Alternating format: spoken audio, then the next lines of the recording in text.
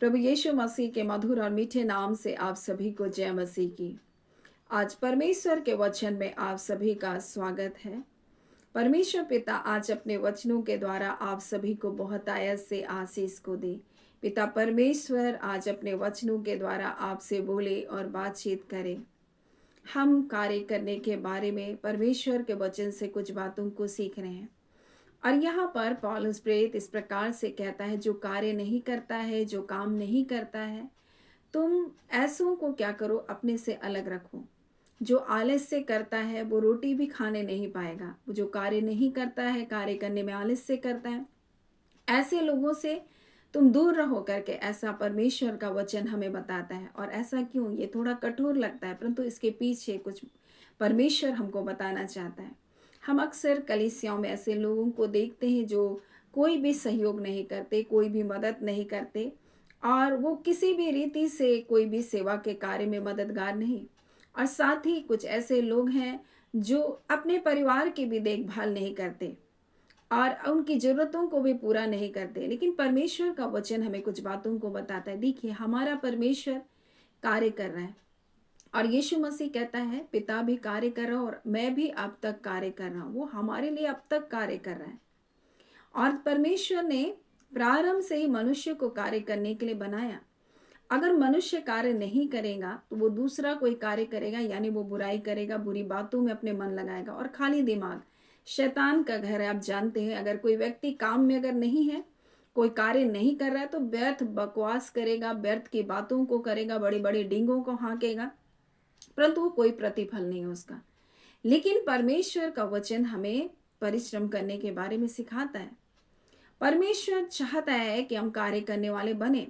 और इसलिए जब आप दूसरा थिस्सलुनीकियों 3 अध्याय उसके 14 को पढ़ेंगे तो लिखा है, यदि कोई हमारी इस पत्री की बात ना माने तो उस पर दृष्टि रखो, उसको देखो, उसकी संगति ना करो जिससे वह लज्जित हो, तो भी उसे बैरी मत समझो पर भाई जानकर चिताओ। और जब हम इसी अध्याय के 6वें पद को पढ़ेंगे तो लिखा है, भाइयों, हम तुम्हें अपने प्रभु यीशु मसीह के नाम से आज्ञा देते हैं, तुम हर एक ऐसे भाई से अलग रहो जो अनुचित चाल चलता है और जो शिक्षा उसने हमसे पाई उसके अनुसार नहीं करता। यानी बोल रहे, जो वचन उनको बताया गया, जो शिक्षा उसे दिया गया, जो आज्ञा उन्हें दी गई, जो चेतावनियां उन्हें दी गई, और इन सब के बावजूद अगर वो व्यक्ति वैसा चाल को नहीं चल रहा है, अगर वो व्यक्ति उन बातों को नहीं मान रहा है, तो उस पर ध्यान दो, उस पर दृष्टि रखो। ये इसलिए है कि क्योंकि इससे पहले हम देखें कि ऐसा व्यक्ति क्या करेगा, दूसरों के कामों में हाथ डालेगा, दूसरों के काम को बिगाड़ेगा, वो व्यर्थ गपशप करेगा, वो फूट डालेगा, वो क्या करेगा, बखेड़ा खड़ा करेगा। इसलिए उस पर ध्यान दो बोल रहे हैं। और कहता उसकी संगति ना करो। यहाँ पर लिखा है कि ऐसों से अलग रहो। यहाँ लिखा है, तुम हर एक ऐसे भाई से अलग रहो जो अनुचित चाल चलता है, जो शिक्षा उसने हमसे पाई उसके अनुसार नहीं करता है, तो उससे अलग रहो, उसकी संगति ना करो। ये थोड़ा कठिन जरूर लगता है कि परमेश्वर तो ऐसा नहीं करता, परमेश्वर तो सबसे प्यार करता है। लेकिन मेरे प्रियो, यहाँ पर 2 बातें हैं जिनको हमको जानना बहुत आवश्यक है। पहला, अगर एक ऐसा व्यक्ति है जो वचन का पालन नहीं कर रहा है, जो शिक्षा दिया गया उसके अनुसार अगर वो नहीं चल रहा है, इसको संगति से अलग रखने के कारण ये है कि वो अपनी गलतियों का एहसास कर सके कि उसकी गलती क्या है, वो कहाँ गलती कर रहा है। और ऐसों को संगति में, क्योंकि अगर आप इसको आगे आगे करेंगे, आगे रखेंगे बिना काम का, तो काम तो कुछ करेगा नहीं, क्योंकि वो आलस से कोई काम करने वाला नहीं। साथ ही जो काम करने वाले हैं उनके मनों को भी क्या करेगा, भटका देगा। इसलिए ऐसों पर दृष्टि करो, कह रहा है, ऐसों को उन कामों से अलग रखो, संगति से अलग रखो। ऐसा ना हो कि ये व्यक्ति क्या करे, कोई भी बखेड़ा, कोई भी विरोध, कोई भी गड़बड़ी करे।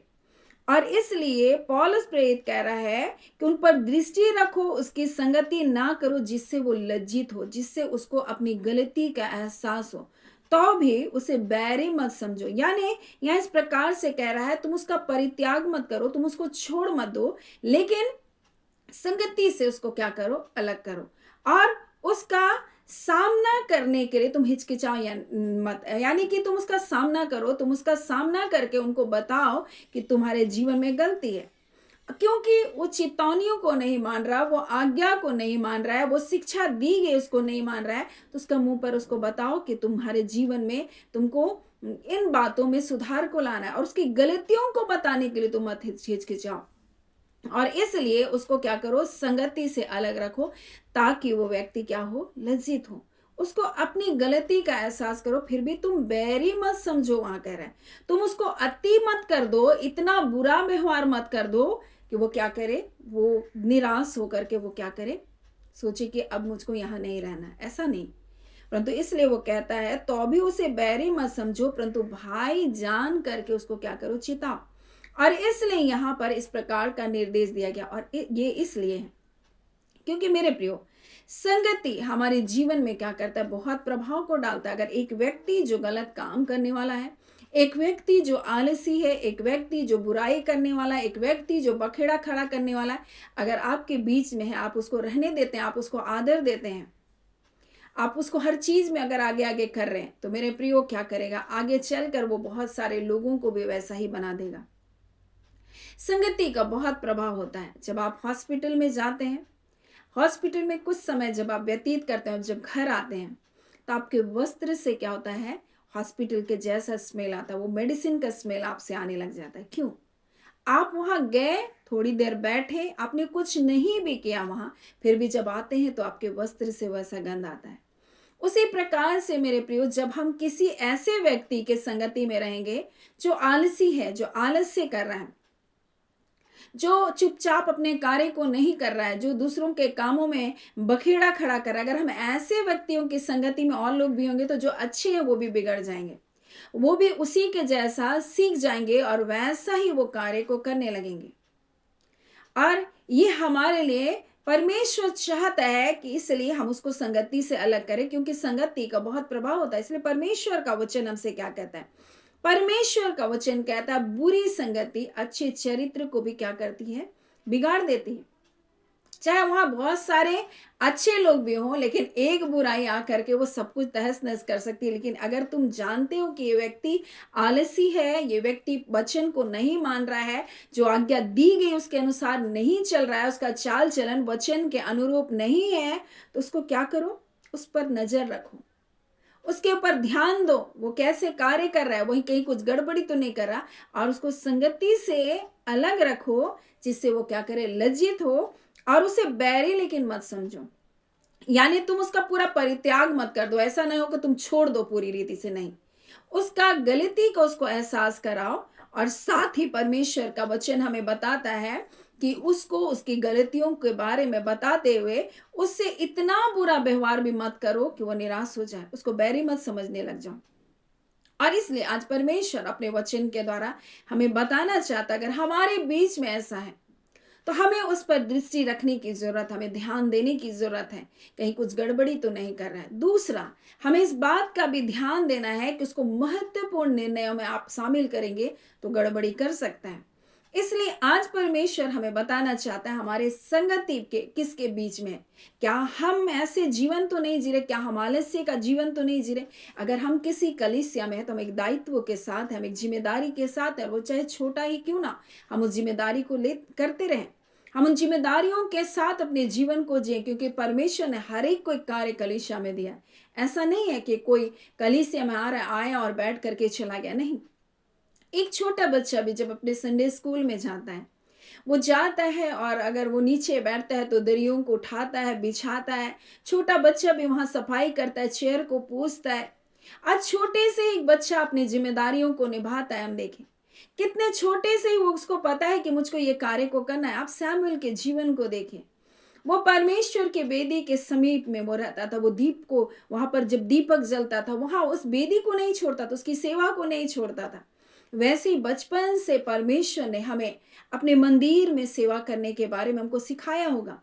हमें परमेश्वर के भवन को हमको किस प्रकार से रख रखाव करना है, इसके बारे में हमने सीखा है। लेकिन हम सिर्फ जाते हैं और बस आ जाते हैं, हम कोई जिम्मेदारी को नहीं निभाते, तो ये हमारी भूल है मेरे प्रिय। हमें काम करना है, हम अगर परिवार में हैं, तो परिवार में भी परमेश्वर का वचन हमें क्या बताता है? हम बिना परिश्रम के कोई रोटी नहीं खाना। घरेलू स्त्रियाँ हैं, जो बाहर भले नहीं जाती हैं, लेकिन दिन भर अपने कार्य को करती है, वरन वो जीवन के अंतिम समय तक अपने परिवार की देखभाल करती है। वो ऐसा नहीं करती कि मुझे इस कार्य का मुझको कुछ इनाम मिलना चाहिए, मुझको कुछ प्रतिफल मिलना चाहिए। नहीं, वैसे ही हमें भी परमेश्वर के सामने ऐसे ही कार्य को करते चले जाना है।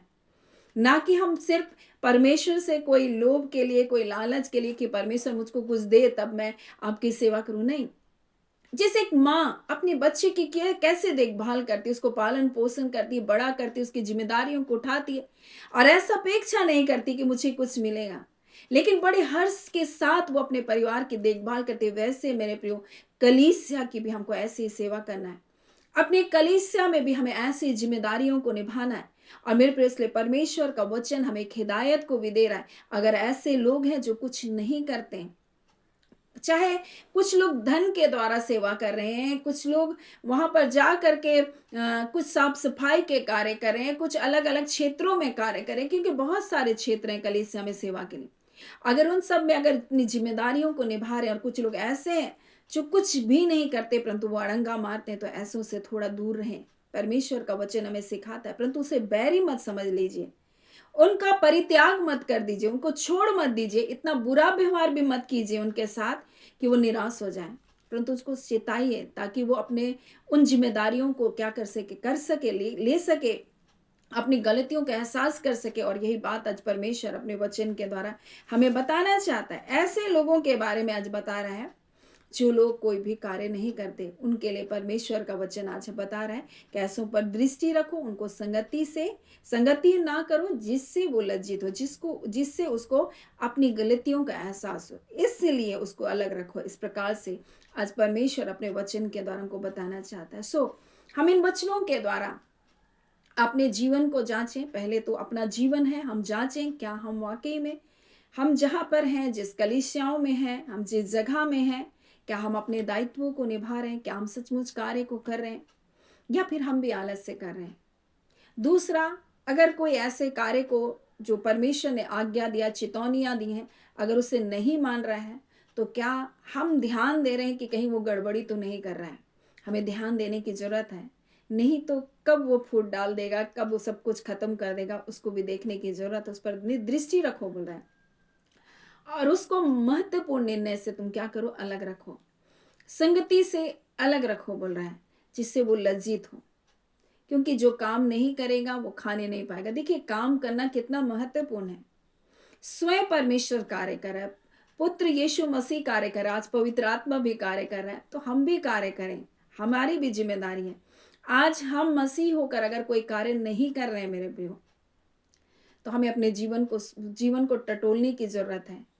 क्योंकि कुछ जिम्मेदारी तो परमेश्वर ने हमें भी दी है। इस सुसमाचार का प्रचार का कार्य का जिम्मेदारी हमारे ऊपर है मेरे प्रियो, हमारे कंधों पर दिया है परमेश्वर ने। उसने स्वर्गदूतों को नहीं दिया है, उसने मनुष्य को दिया है। और आज हम सुसमाचार हो सकते हैं, हम वो पांचवी पत्री हो सकते हैं। हमारा व्यवहार, हमारा गुण, हमारा चाल चलन, हमारा चरित्र, हमारे कार्य की शैली, हम दूसरों के साथ कैसा व्यवहार करें, ये सब कुछ सुसमाचार में आता है। हम वो सुसमाचार हैं। क्या हम सेवा के कार्य को कर रहे हैं? क्या हम लोगों की देखभाल कर रहे हैं? क्या हम उनकी आवश्यकता, उनकी ज़रूरतों को पूरा कर रहे हैं? अगर हम ऐसा कर रहे हैं, तो परमेश्वर आपको निश्चय बहुत ऐसे आशीष को दे, क्योंकि आप परमेश्वर के उस योजना में आप शामिल हैं। परमेश्वर पिता इन वचनों के द्वारा आप सभी को बहुत ऐसे आशीष को दे। आमीन। आइए हम प्रार्थना करेंगे। धन्यवाद देते हैं जीवते सच्चे सामर्थी पिता परमेश्वर, प्रभु यीशु के नाम से अब हम आपके पास आते हैं।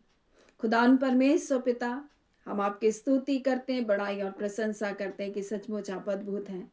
और मेरे पिता परमेश्वर, आप स्वर्ग और पृथ्वी के कर्ता और मालिक और स्वामी हैं प्रभु। आपका वचन कहता है प्रभु जी कि पिता भी कार्य कर रहा है, मैं भी कार्य को कर रहा हूँ। हाँ पिता, और एक कार्य करने की जिम्मेदारी आज हमें भी दिया है पिता। और पिता परमेश्वर, चाहे वो कलीसिया हो, परिवार हो, समाज हो, परमेश्वर हर जगह परमेश्वर आपने एक दायित्व के स्थान में हम सबको रखा है। और उसमें हम बड़े विश्वास योग्यता के साथ चुपचाप परमेश्वर, बिना कुड़कुड़ाए, बिना विवाद के, बिना परमेश्वर शिकायतों के, पूरे आनंदित और हर्षित हृदय से अपने कार्य को करने पाए। ना किसी के कार्य में टोका टोकी, ना किसी के कार्य में विघन बाधा डालते हुए, परंतु स्वयं कार्य करते हुए, अपनी जिम्मेदारी का वहन करते हुए परमेश्वर उन कार्य को करते जाए जो आपने हमें दिया। और खुदान परमेश्वर पिता, हम आपका धन्यवाद करते हैं। मेरे एक एक प्रिय भाई बहन, माता पिता, बेटे बेटियां, बुजुर्ग माता पिताओं के संग साथ हो लीजिए।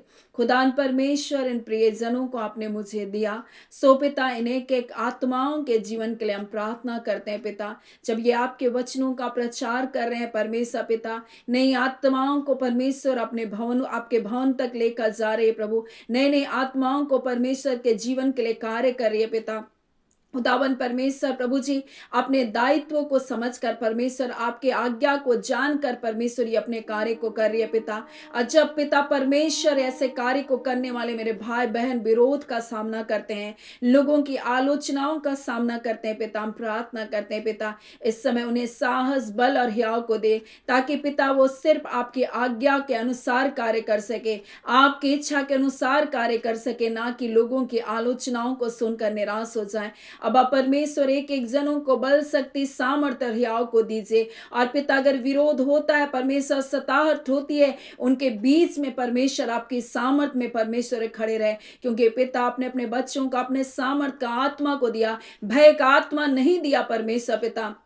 क्योंकि पिता आपने चुना है प्रभु जी, आपने बुलाया है परमेश्वर, किसी मनुष्य ने नहीं चुना। हाँ पिता, ये बुलाहट आपकी है परमेश्वर, किसी मनुष्य की नहीं पिता। इसलिए आपकी आवाज सुनते हुए अपने कार्य को कर सके। खुदान परमेश्वर, आपके प्रिय दासियों को हम आपके सामर्थी हाथों में सौंपते हैं, जो इन दिनों परमेश्वर, हाँ पिता, भारत के अलग अलग राज्यों में, हाँ पिता परमेश्वर, जो मीटिंग्स हो रहे हैं पिता, उन सब पर परमेश्वर आपकी दृष्टि हो प्रभु जी, और अपना सामर्थ्य परमेश्वर उनके जीवन से होकर प्रभु जी बहने पाए, और महान अद्भुत कार्य उनके जीवन से होता चला जाए, और सब एक मन एक चित्त होकर परमेश्वर तेरी आराधना स्तुति करें, और आपके आगमन के लिए तैयारी कर सके।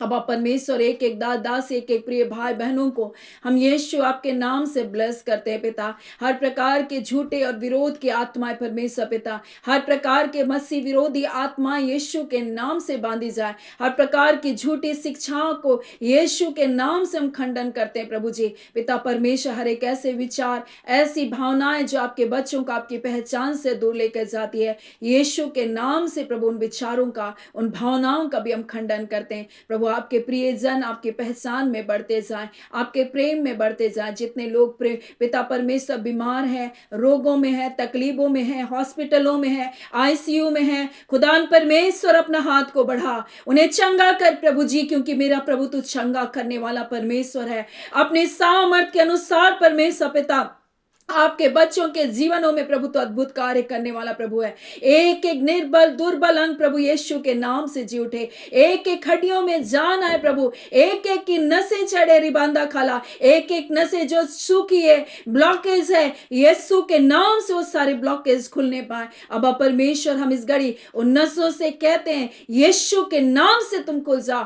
खांदुरिया बा शिखीरी उस्तोनुनाबा, इसी घड़ी हर बंधन यीशु के नाम से हम तोड़ते प्रभु जी। बीमारियां, असुरता की सारी आत्मा निकल बाहर हो। तुम्हारा कोई अधिकार नहीं है मनुष्य के शरीर पर। मनुष्य को परमेश्वर ने अपना, उसके देह को अपना मंदिर करके बनाया। हम परमेश्वर के बनाए गए मंदिर हैं। परमेश्वर अपने बनाए हुए मंदिर में रहता है, और उसका मंदिर मनुष्य का शरीर है। पिता आपने बनाया है, आपका मंदिर है, और आपके मंदिर में बीमारियां, अशुद्धता, बुराइयां नहीं रह सकती है। यीशु के नाम से तुम छोड़ो, निकलो और बाहर जाओ।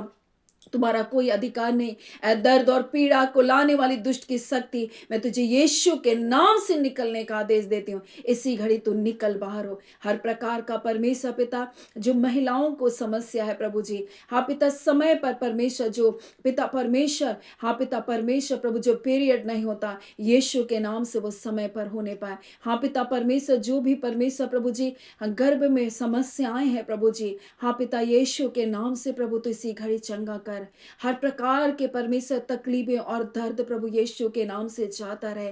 इसी घड़ी परमेश्वर जो तकलीफें हैं पिता, हाँ पिता, स्त्रियों को परमेश्वर स्त्री धर्म को लेकर वो सारी समस्या यीशु के नाम से इसी घड़ी निकल बाहर हो रही है। तुम निकलो, छोड़ो और जाओ। यीशु के नाम से तुम निकलो। तुम्हारा कोई अधिकार नहीं है। दर्द लाने वाली आत्मा, दुष्ट की शक्ति मैं तुझे यीशु के नाम से निकलने का आदेश देती हूँ, क्योंकि ये शरीर परमेश्वर के पवित्र आत्मा का मंदिर है। बीमारियां तुम्हारा कोई अधिकार नहीं। मैं यीशु के नाम से तुम्हारे अधिकारों को उखाड़ फेंकती हूँ। इसी घड़ी निकल और बाहर जा रही खानदोरियाबा। इसी घड़ी प्रभु आपने एक बड़ी विजय को अपने लोगों को दिया। प्रभु आपने स्पर्श किया है। प्रभु अपने लोगों को आपने छू लिया है। प्रभु आपका धन्यवाद देते हैं। अब परमेश्वर आज के दिन तो अद्भुत कार्य करने जा रहा है। प्रभु आपके लोगों के जीवन में रुके हुए कार्य प्रभु आज खुलने जा रहे हैं। प्रभु पिता परमेश्वर आप आकाश के झरोकों को खोल रहे हैं। आप परमेश्वर जैसे समुद्र के झरोकों को प्रभु आपने खोला और पिता इस पृथ्वी में वर्षा आई,